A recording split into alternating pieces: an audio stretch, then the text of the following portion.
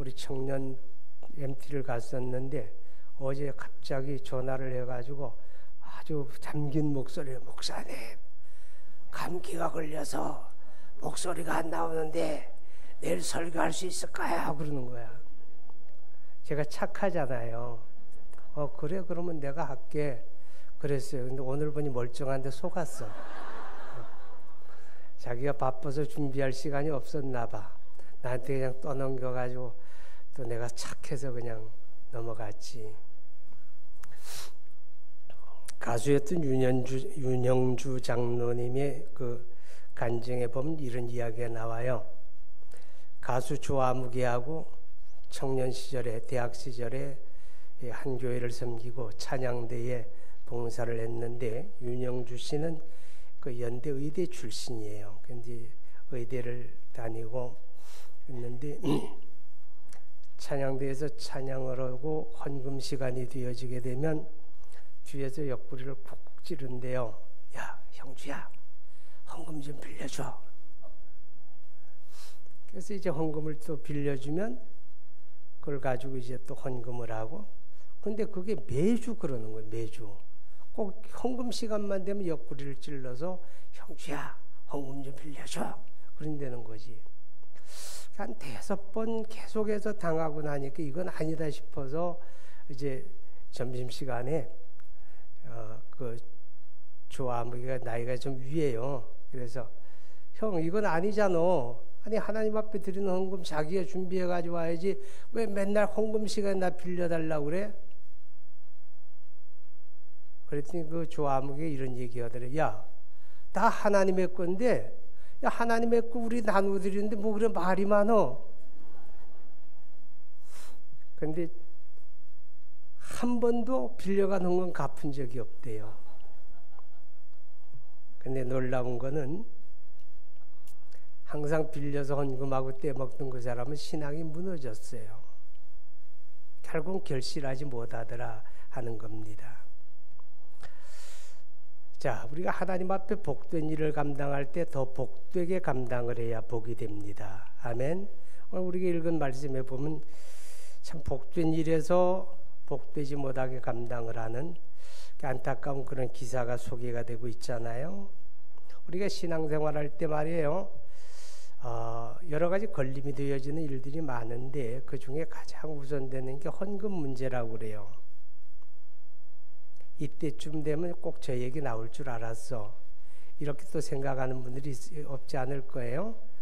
자, 금년에 혹시 여러분 선교헌금 작정하신 분들 계시면 해가 가기 전에 다 감당해 주시면 더 좋을 것 같아요. 그죠?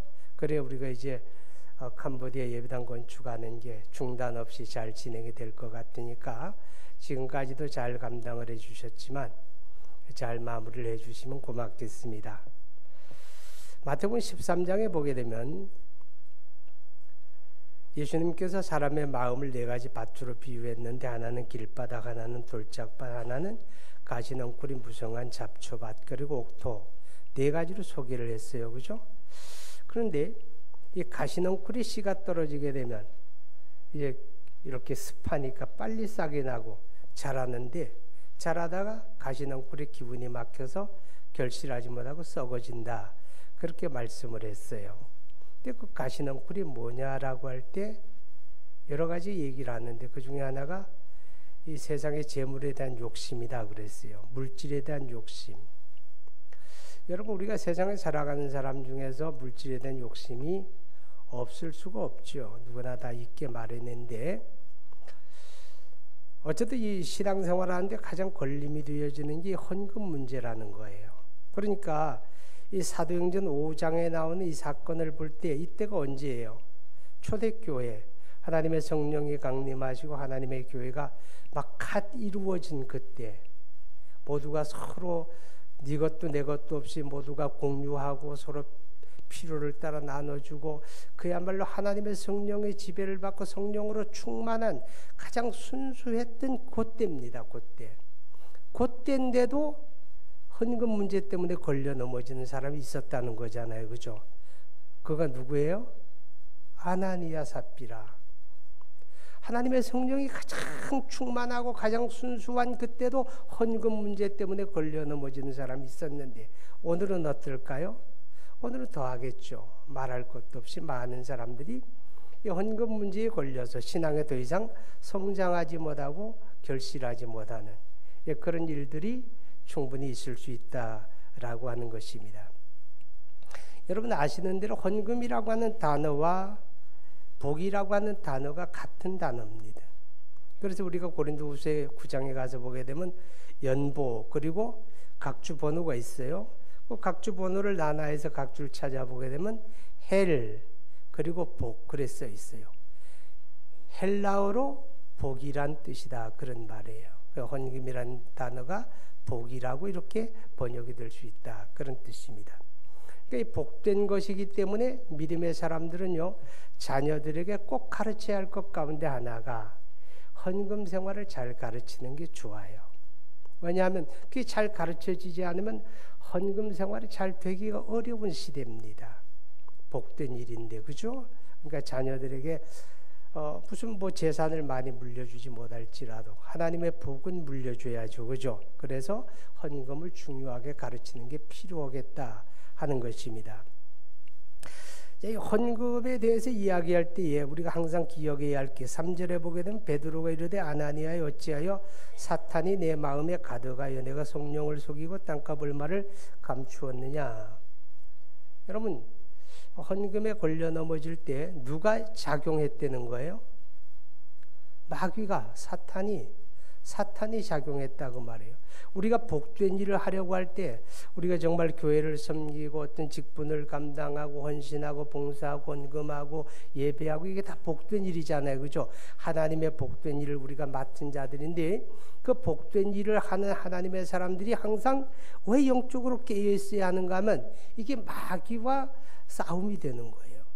여러분 마귀는요 우리 속담에 사촌이 밭을 사면 배가 아프다 그러잖아요. 그죠? 여러분 배가 안 아파봐서 잘 느낌이 없는 것 같아요. 자, 그런데 이 마귀 심보가 딱 그거예요. 그러니까 하나님의 자녀들이 신앙생활을 잘하고 그 삶에서 어떤 복된 일을 복되게 감당하는 것을 바라볼 때 마귀가 그래 잘한다 잘해라 이렇게 박수 쳐주면 얼마나 좋겠어요. 그럼 마귀가 아니지. 그러니까 마귀는 하나님의 자녀들이 그렇게 살아가는 꼴을 못 보는 거야. 그러니까 어떻게든지 그거를 복되지 못하게 하려고 복된 일을 할지라도 복되지 못하게 하려고 사탄이 역사하는 거예요. 마귀가 역사하는 거다 그 말이죠. 오늘 아나니아와 삽비라도 결국 마귀에게 걸려 넘어져 버리고 말잖아요. 그래서 성경이 뭐라고 말해요? 야고보서 4장 6절에 보면 마귀를 대적하라 그랬죠. 마귀를 대적하라. 그러니까 우리가 깨어서 우리가 모든 일들 속에서 복된 일을 복되게 감당하기 위해서 마귀를 대적하는 그런 자세가 필요해요. 자, 그럼 마귀가 어떻게 회방하는가 하면 복된 일을 오늘 성경에서 이제 보게 되면 이제 헌금 드리는 일에서 회방을 했죠. 그죠? 헌금 드리는 일에서 회방을 했는데 이 헌금만 그런 게 아니에요. 우리가 구제하는 일이라든가 이웃을 사랑하는 일이라든가 직분을 감당하는 일이나 봉사하고 헌신하는 모든 것 속에 마귀가 가만히 있지 아니가 회방한다는 거 우리가 염두에 두어야 되겠죠. 자, 그럼 어떻게 마귀가 그런 일을 하느냐 하면 오늘 성경에 보니까 이 아나니아가 헌금을 드리게 된 그 동기가 중요한 거예요. 동기가 왜 그런가 하면 앞에서 이제 보게 되면 4장이 나오는데 4장 34절부터 보면 그 중에 가난한 사람이 없으니 이는 밭과 집 있는 자는 팔아 그 판 것의 값을 가져다가 사도들의 발 앞에 두매 그들이 각 사람의 필요를 따라 나눠줌이라. 구브로에서 난 레위족 사람이 있으니 이름은 요셉이라 사도들이 일컬어 바나바라 번역하면 유로의 아들이라 하니 그가 밭이 있음에 팔아 그 값을 가지고 사도들의 발 앞에 두니라. 자, 초대교회 때에 하나님의 성령으로 충만한 하나님의 교회 공동체가 있는데 이 교회 공동체 안에 가난한 사람도 있고 부유한 사람도 있는데 이 가진 사람들이 자기 재산을 팔아가지고 그냥 바쳐버린 거예요. 그러니까 그거 가지고 서로 필요를 따라 나눠 쓰고 이제 그런 때가 아주 잠깐이지만 그런 시대가 있었어요. 자, 그런데 그 중에 한 사람이 바나바라고 하는 사람이 이 바나바라고 하는 사람은 자기 밭을 팔아서 바쳤고 그러니까 사람들이 그 바나바라는 사람을 존경하게 된다는 거죠. 그를 더 시선이 집중하게 되고 사람들이 바나바는 대단한 분이다. 정말 우리 교회에서 그런 사람 없어. 어떻게 저렇게 할 수가 있어? 이렇게 이제 되는 거죠. 그러면 아나니아와 삽비라도 마찬가지죠. 뭐 누가 너 밥 팔아서 헌금해라. 그렇게 사도들이 말한 거 아니잖아요. 그냥 자기가 그 자원해서 손들은 거예요. 나 밭이 있는데 나도 바나바처럼, 성경에 바나바처럼 그런 말은 없지만 거기에 이제 영향 받은 거잖아요. 나도 바나바처럼 밭을 팔아서 내가 헌금 들여가지고 이 가난한 사람들이 같이 어울려 살도록 나도 할 거예요. 이제 그렇게 했다 그 말이죠. 자, 여러분 여기서 우리 한 가지 기억해야 할 게, 헌금이라고 하는 건 하나님께 드리는 거예요. 아멘. 하나님께 드리는 거예요. 그러니까 그게 많든 적든 내가 하나님께 드리는 거예요. 그런데 이 헌금이 때로는 이게 사람을 상대로 하게 된다는 거죠. 사람에게 내가 이렇게 헌금하는 사람이다. 자기를 과시하는 수단이 되어줄 수가 있다는 거죠. 우리가 조심해야 될 부분 가운데 하나가 바로 그겁니다. 하나님께 드림이 되어야지 사람을 상대로 자기를 과시하고 자기 경건과 자기 믿음을 사람에게 과시하기 위한 수단으로 그렇게 해서는 안 된다라고 하는 거죠. 그런데 한 가지 기억해야 할 거는 우리가 헌금을 때 이름을 써서 드리게 합니다. 그렇죠? 주정헌금도 이름을 쓰고 감사헌금 11조 이름 쓰게 합니다. 왜 쓰게 합니까? 하나님이 못 알아볼까 봐? 아니 하나님이 이경희 장로님 11조 드리는 거 모를까 봐? 그거 아니잖아요. 그럼 뭐예요? 그건 교회 행정적인 차원에서 필요한 거예요. 이분이 헌금을 드렸고 이분이 헌금을 드렸다는 게 영수기로 나가잖아요. 저 게시판에 누가 헌금 드렸 써 있잖아요. 왜냐하면 교회가 헌금을 관리하는데 투명해야 하니까, 공정해야 하니까 이 교회 행정적인 차원에서 그게 필요한 거예요. 그러니까 가급적 여러분이 익명으로 하지 말고 그렇게 하는 게 도움이 돼요. 교회 행정 처리하는데. 그리고 또 연말에 가서 뭐 기부금 납부 증명도 또 떼야 하잖아요. 그죠? 그게 그런 행정적인 교회 행정을 돕기 위해서 그렇게 하는 거지, 하나님이 내가 헌금 드린 거 몰라볼까 봐 하는 거 아니다 그 말이죠. 그러니까 헌금을 드리는 사람은 내가 하나님을 섬깁니다. 하나님을 공개합니다. 하나님께 드립니다. 그런 마음을 가지고 헌금을 드려야 한다 하는 거죠. 그렇지 아니하고 만약에 사람을 상대로 해서 내 자기를 과시하긴 수단이 된다면 그거는 믿음으로 하는 게 아니에요. 그죠? 믿음으로 하는 게 아니에요. 여러분 성경 로마서 14장에 보면 이런 말씀이 있어요. 믿음으로 하지 않는 모든 게 죄다. 죄가 뭐냐? 믿음으로 해야 하는데 믿음으로 하지 않는 게 죄라는 거죠. 그러니까 우리가 헌금을 드려도 그게 복된 일인데 그 복된 일을 복되게 감당해야 하는데 그걸 믿음으로 하지 아니하게 될 때, 그때 그것이 오히려 복이 아니라 죄가 되어진다. 그렇게 깨닫게 합니다. 자, 그 다음에 마귀가 어떤 마음으로 우리를 또 틈타고 우리를 유혹하고 넘어지게 하는가 하면 오늘 성경에 보게 되면 인색한 마음이죠. 나 밭이 있는데 팔아가지고 바칠 거예요. 자원해서 뭐 사람들한테 막 떠들었을 거 아니에요. 그런다고, 저 사람이 그런데, 근데 이제 밭을 팔았는데, 팔고 나니까 인색한 마음이 들었죠. 내가 뭐 다 드릴 필요가 뭐 있어? 일부만 드리면 되지. 그런 마음이 드는 거예요. 자, 그러면 그대로 하면 되는 거예요. 그죠? 그런데 여러분, 마귀는요, 항상 인색한 마음으로 우리를 유혹하고 우리를 흔들어 넘어지게 합니다. 여러분, 고린도후서 9장에 보게 되면 인색함으로나 억지로 하지 말지니 하나님은 즐겨내는 자를 사랑하시느니라. 그렇게 말씀을 했어요. 확인 한번 해볼까요? 과연 그러한가요? 여러분 한번 찾아보시기 바랍니다. 고린도후서 9장 7절입니다. 고린도후서 9장 7절. 시작. 각각 그 마음에 정한 대로 할 것이요 인색함으로나 억지로 하지 말지니 하나님은 즐겨내는 자를 사랑하시느니라. 자원해서 즐겁게 믿음으로 감당하라 그 말이죠. 그죠? 근데 인색함으로 하는 게 마귀의 역할이다 하는 거 우리가 기억을 해야 합니다. 똑같은 걸 하면서도 마지못해 하는 게 복되진 않다는 거죠. 자원해서 즐겁게 감당을 해야 되겠죠.